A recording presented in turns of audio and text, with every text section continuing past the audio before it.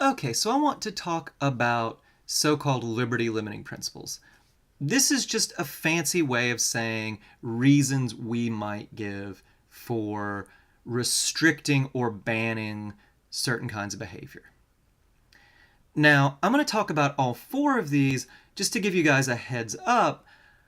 I only think that one and two might be good reasons to restrict people's behavior. I think the offense principle and the principle of legal moralism are honestly not good reasons to restrict or ban any kind of behavior.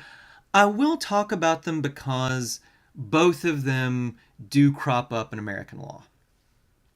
Especially the offense principle, we still have laws based on it. Even though I don't think it's a good reason to restrict behavior, it is out there. Principle of legal moralism, as far as I know, there really aren't many, if any, laws left based on it, but it has been influential in the past. It is a reason people have given for putting restrictions on behavior, so it's good to know about it. I think it's a pretty bad reason to restrict behavior. I think the offense principle is too, but I want to talk about them. Honestly, the only one of these principles that's non-controversial is the harm principle. Even paternalism, a lot of people will want to push back on, but I do think it's worth talking about all of them. We'll talk about the harm principle of paternalism in a lot more detail in future lectures. I just want to take a first pass at them today, and then we'll talk about offense principle and principle of legal moralism and why they're probably not great principles.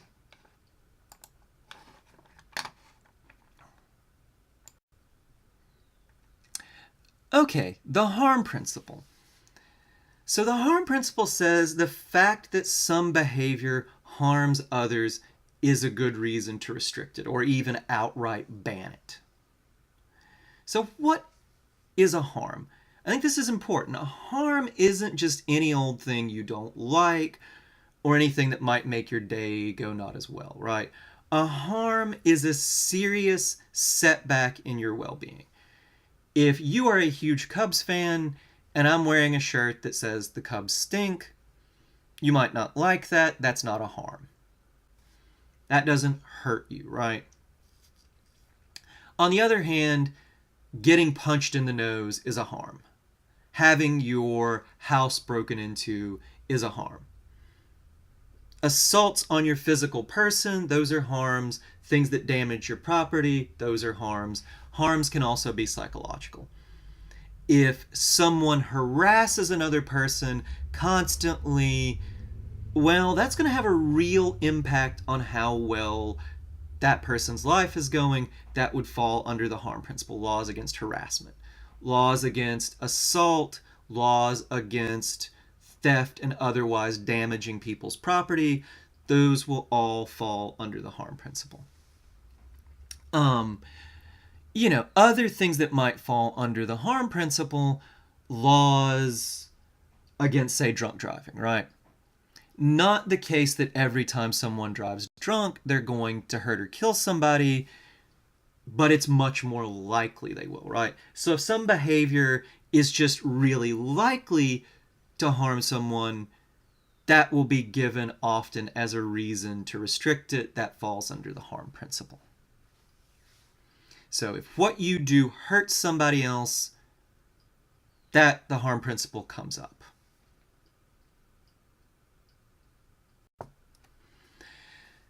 So paternalism goes further than the harm principle.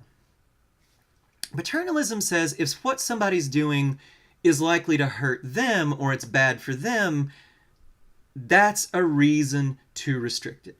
Even if what somebody is doing doesn't harm another person or isn't likely to, the fact that it's really bad for them or has a really great chance of being bad for them, that's a reason to put some kind of restrictions on it. So I'll give you guys a couple examples of laws that are based on paternalism. Seatbelt laws, right? We say, well, if you're driving and you have an accident and you're not wearing a seatbelt, it's very, very likely to be very bad for you. we'll make people wear seatbelts for their own good, to keep them from being harmed. Even though that kind of behavior isn't going to hurt anybody else, we put a restriction on it. Or laws putting restrictions on smoking. Secondhand smoke, yes, it is bad for people, but it's not that bad, right? The main reason we tax cigarettes, the main reason we put all these other restrictions on smoking, is that we say it's really bad for the smoker. We ought to discourage them from doing it because smokers are really likely to develop all these diseases that non-smokers practically never develop, right? So we will protect them from themselves. We will make it harder to smoke. Now, one thing to notice is that some laws might have both a harm principle base, a harm principle reason, and a paternalistic reason. Take laws against using a lot of drugs, right? We have a law against using methamphetamine. Well, why? Well, part of the reason is the harm principle. People who are doing meth, they are way more likely to be violent than people who are not using the drug. So if someone does meth, that makes them much more likely to harm another person. That's one reason to restrict meth. Also, people who do meth, likely to get addicted. If they become addicted, well, they might steal, they might do all this other stuff to feed their addiction. That's a harm to others. But another reason we have a law against meth is that, well, meth tends to be pretty bad for the people who do meth, right? We're protecting them against themselves. Even if they want to do meth, it's not good for them, so we'll stop them. Now, you guys probably already notice paternalism, especially when we give it for reasons, we give it as a reason to restrict the behavior of normal adults, is going to be way more controversial. And when we talk about paternalism, we will mean it as a reason to put restrictions on the behavior of cognitively normal adults. But you might say, it's like, look, even if what I'm doing is bad for me, who are you to tell me what I can and can't do if it doesn't hurt you, right? So we'll talk a lot more about paternalism, but it's already way more controversial than the harm principle because we might think, well, even if what someone's doing is bad for them, well, isn't that their business and not the business of the state?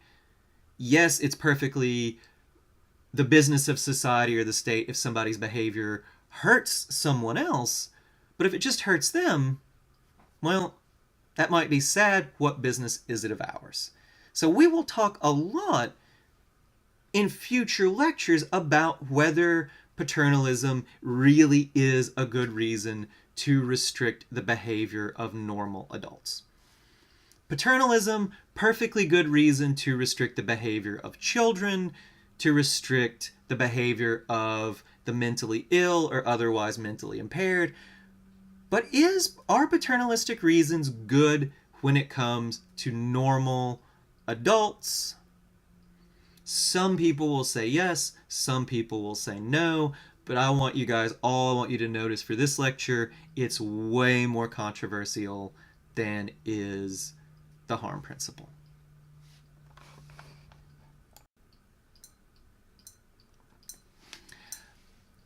Okay, so let's talk about the offense principle.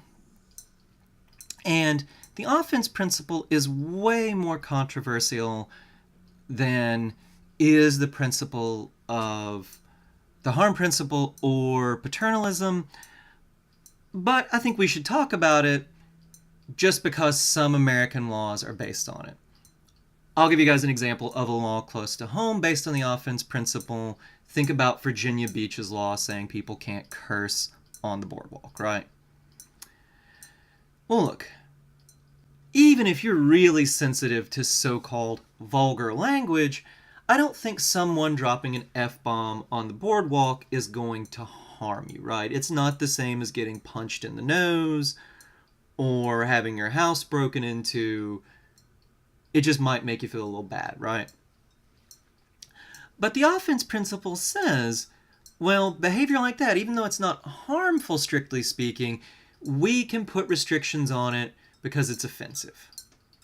So the offense principle will, though, say that it has to satisfy two conditions. We can't just ban any old behavior that some person might find offensive. Has to be the case that the average or reasonable person finds the behavior offensive, and that behavior can't be easily avoidable. So again, take the law about cursing on the boardwalk. Enough people in the community, the normal or average person probably finds a lot of cursing, especially when there might be kids around, offensive. It's not easily avoidable. If you're out on the boardwalk and somebody's dropping F-bombs left and right, well, you're going to hear it. You can't easily get away from that kind of behavior, right?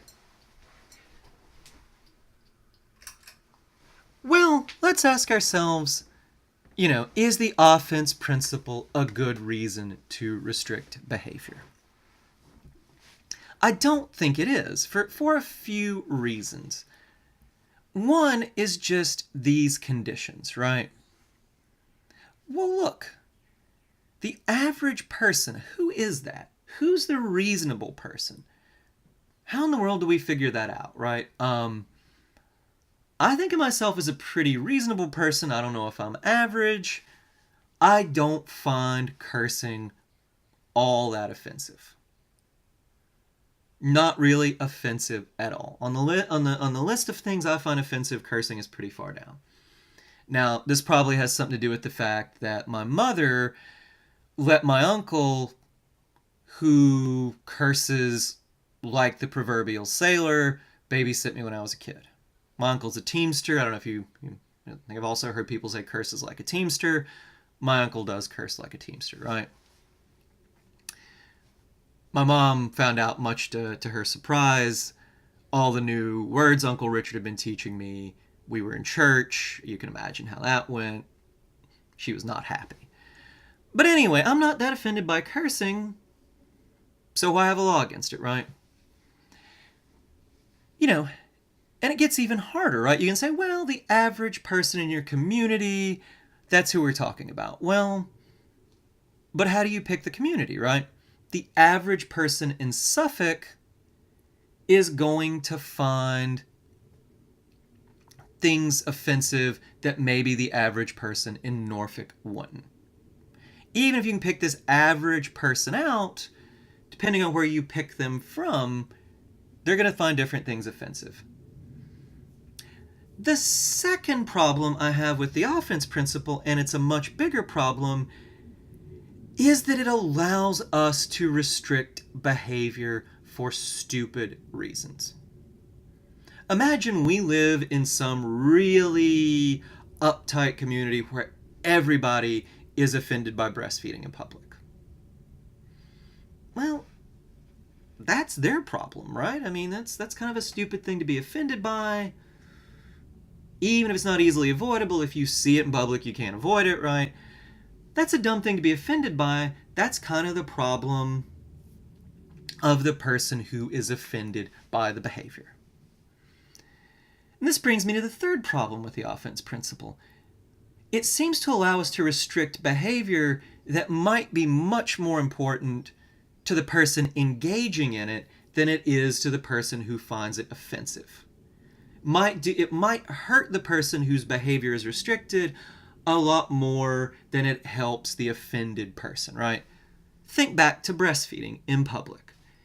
Even if everybody in public is offended by it, I mean, they're not, but even if we imagine a community where everybody is, well, the harm it's going to do, the hurt it's going to do to mothers who want to breastfeed their babies when they're out, the inconvenience they're going to face is much greater than the inconvenience that will be spared to all those people who might be, oh my gosh, a bare breast in public.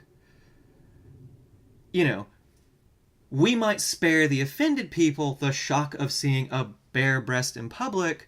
Is that really worth the cost to all the mothers who can't nurse their children in public?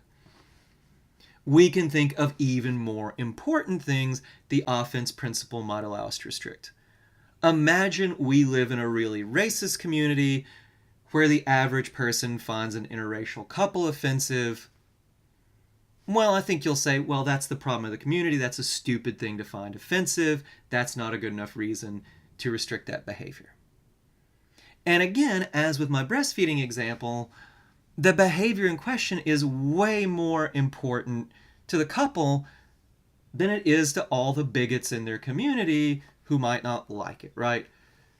So the offense principle allows us to restrict all kinds of behavior that we probably think society shouldn't restrict, and it lets society do it for reasons that I think are quite honestly kind of stupid.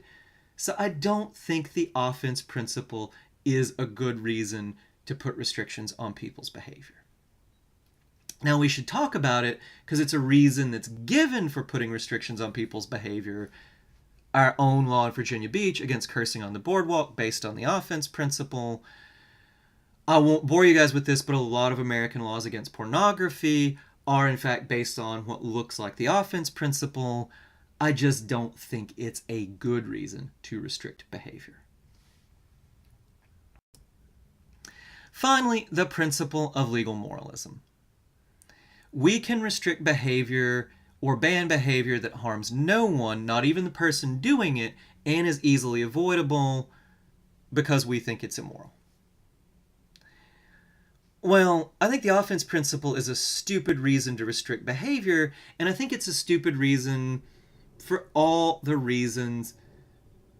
The principle of legal moralism is a stupid reason to restrict behavior, and it's a stupid reason for all the reasons that the offense principle is, right? The community or people find immoral, they can restrict even if it doesn't hurt them or hurt the person engaging in it because of some moral standard. Well, who in the world gets to set that moral standard, right? And even if somehow it is immoral, what business is it of the community if it doesn't even affect them, right? If they're not even offended by it because they don't have to see it, well, where did they get off? Where do they get the right restricting that behavior?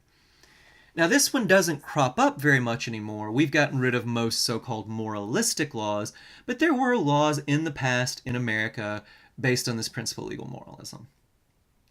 At one time, it was illegal to sell condoms in most states, or many states, because of this principle of legal moralism. What the couple's doing doesn't hurt them. Public doesn't have to know about it unless the public's peering into their windows, which the public shouldn't be doing, so the public can avoid any offense. But society is still going to restrict this behavior because it's supposedly immoral. So principle of legal moralism, all the problems with the offense principle, but it's even worse because it gives more latitude for society to restrict behavior that seems to be none of their business whatsoever. So I'm going to leave the principle of legal moralism and the offense principle behind. You guys should definitely be able to recognize them. There will be some stuff on these principles on the quiz, so do be clear on them, what they are. I'm not going to talk about them anymore because even though they are reasons given for restricting people's behavior, I think they are quite honestly really stupid reasons for restricting people's behavior.